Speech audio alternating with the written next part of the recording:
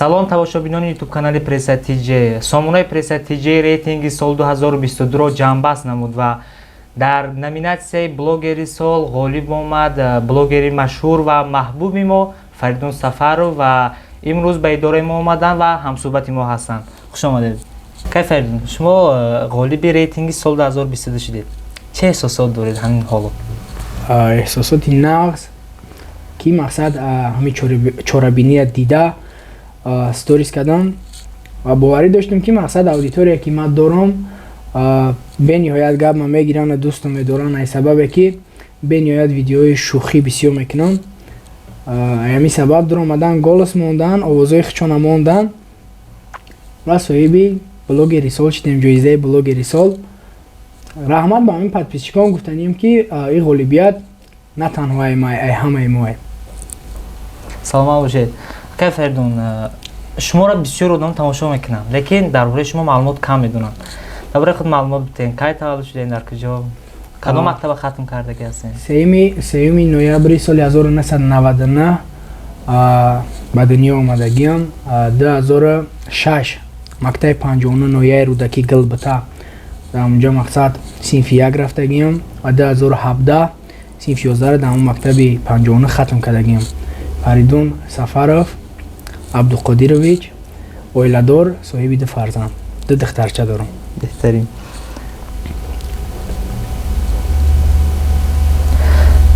сабаби асосӣ ба фаъолияти блогерӣ машғул шудани шумо чӣ буд?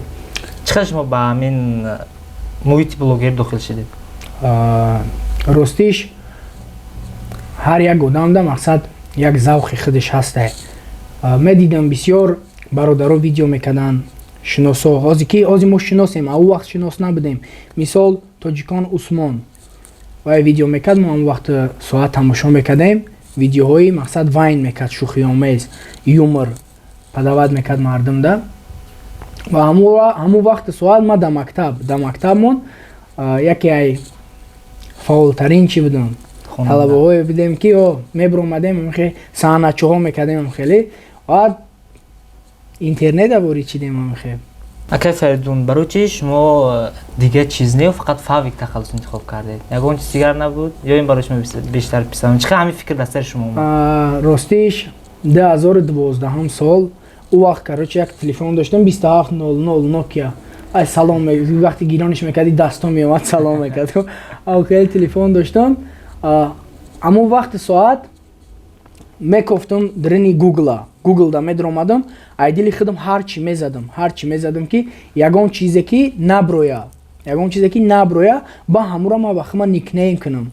Ам хеле бисёр чизо зада будам, биромада буд. Як чиз дига задам, сурати дрел биромад, чанд чизо. Значит никнейм да намешава. Фаридун да ҳамин фавик туғри омад.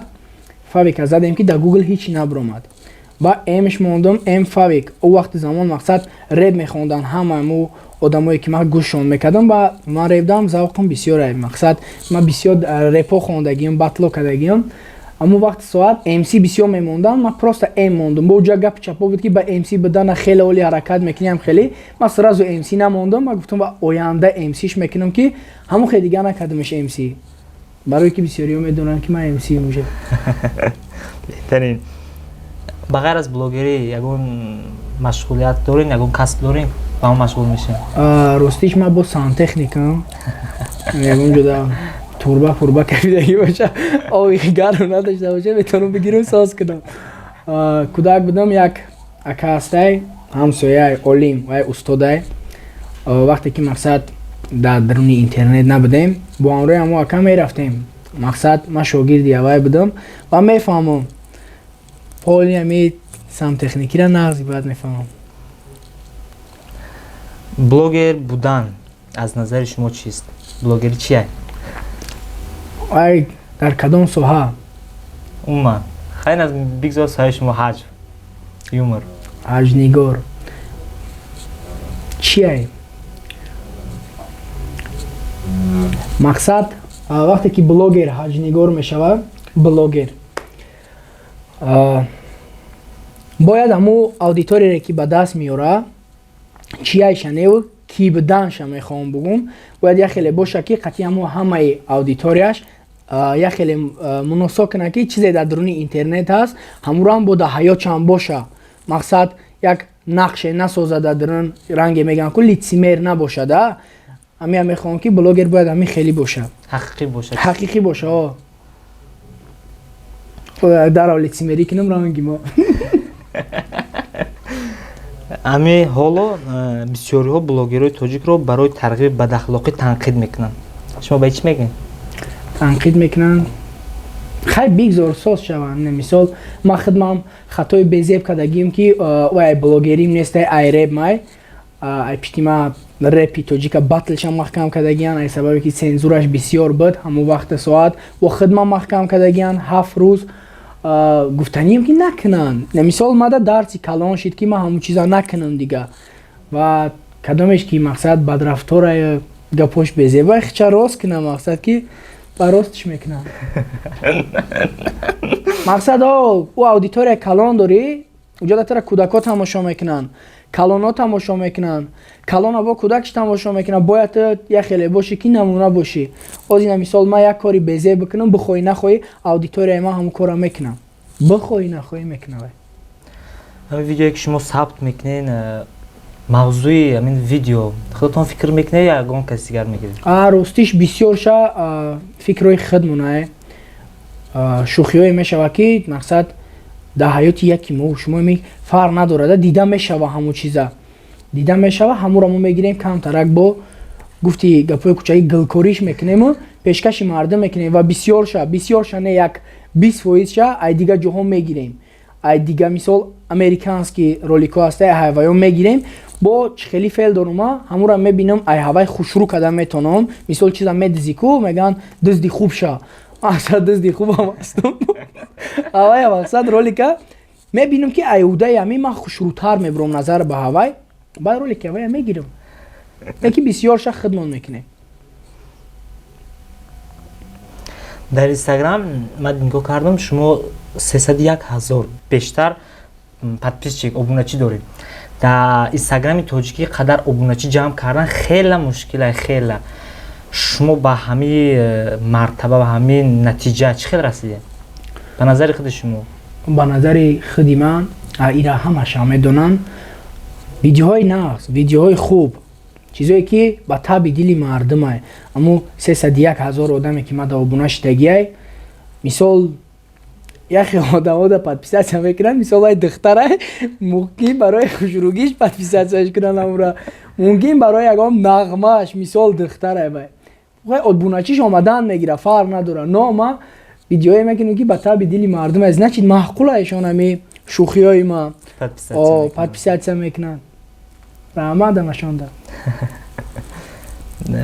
ака Файдун, чӣ нақшаҳо дар оянда дорем? нақшаҳо беҳад бисёр дорем. ҳозир як командае дорам ки 4 хаус. як хаусе ки майда акай 4 нафарем, акмал алиҷон ва як духтараки дига ситора. проектҳои беҳад хуб дорем. насиб карда боша ютуб канал да мегзарем ва контентҳои нағз мекунем. беҳад контентҳои хубай мини сериало да планаёле бо як кинои дига ки павуки тоҷикӣ ма чандта вайное дорам ки каротки ами приколои павукай да ами павук кинои павукай ко анавай тоҷикиш ҳар хел приколо авая мегӯм ки як кино кунам, як серияи калон кунам ваям дар нақша ҳастай. беҳад бисёр планҳо насиб боша бо ҳамроҳии ин бачаҳако пеш мебарем. бо оператори беҳтарин Elite Pro бо ҳамроҳи вайёрам ки ҳамкорӣ дорем. насиб боша беҳад чизои хуб мекунем дар ин соли 2023. саломат бошед. агар шуморо ягон режиссёр барои иҷрои ягон нақш ба филмш даъват кунад қабул мекунед? агар ки даъват кунанд нақше ки ба ман мувофиқ боша албатта. саломат бошед. Фаридун Сафаров барои иҷрои нақш дар филмҳои шумо омода аст. рӯишк. дар зиндагии худатон хушбахт ҳис мекунед? албатта. ман чанд наворҳои шуморо дидам ҳамроҳи як духтар. баъд аз ҳамин чиз зани шумо рашк намекунад? не вай медонад ки мақсад и ҳамаш нақшае ва пеша якҷо шидан монам мақсад медид ки мақсад ман ба ҳами духтарако танҳо видео мекунам тамом ва чизе ки дар даруни ҳамо видеоае дар ҳамон ҷай берунаи видео акава хоҳари мо. ҳамкорӣ бо дигар блогерҳо чӣ хел муносибат мекунед? ҳамкорӣ чӣ хел ҳамкории ростиш чӣ блогере ки ҳаст дар ҳамин Тоҷикистон ҳамаш қати нағзам ва ира хичонам метавонанд ки мақсад биган ки ягонташ дар ягон қатра бадиам надорам ва пешравишонам мехоҳам қати ҳамаш созам қати ҳамаш почти коллаборатсия кардагиемо мисол видеое ки совместни дикаса ҳамаш зуран ва ягонташ мақсад қати ма чап нест. саломат бошед. дар охир ба тамошобинони ютуб канали пресс-стратегия ҳафтаномаи Тоҷикистон чӣ гуфтанӣ доред?